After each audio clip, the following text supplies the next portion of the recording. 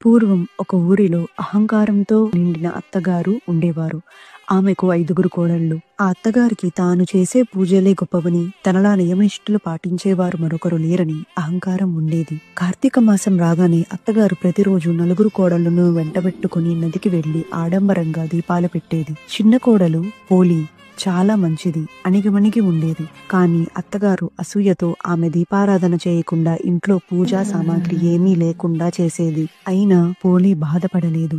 ఆమె భక్తికి ఏ ఆటంకం ఉండదని నిర్ణయించుకుంది. పత్తి కోసం పెరటిలో పత్తిని, దీపం కోసం పెరటిలోని మట్టితో దీపాన్ని చేసి, నూనె కోసం చల్ల చిలికిన కవ్వానికి అంటిన వెన్నను సేకరించి, బావి దగ్గర స్నానం చేసి, నియమనిష్టలతో నిస్వార్థ భక్తితో తన దీపాన్ని వెలిగించేది. అత్తగారి కంట పడకుండా ఆ దీపంపై మేదర బుట్టను బోర్లించేది.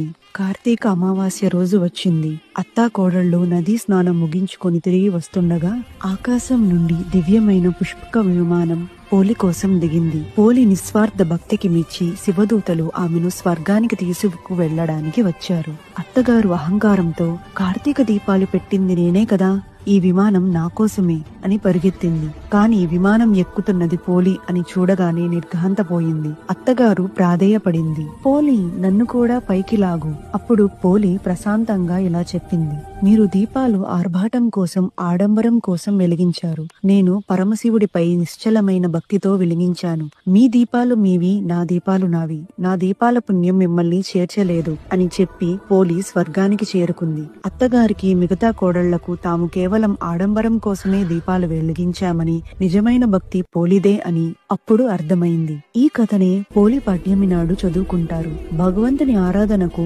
ఆర్భాటం, అహంకారం ముఖ్యం కాదు. నిష్కలమైన నిస్వార్థమైన భక్తి మాత్రమే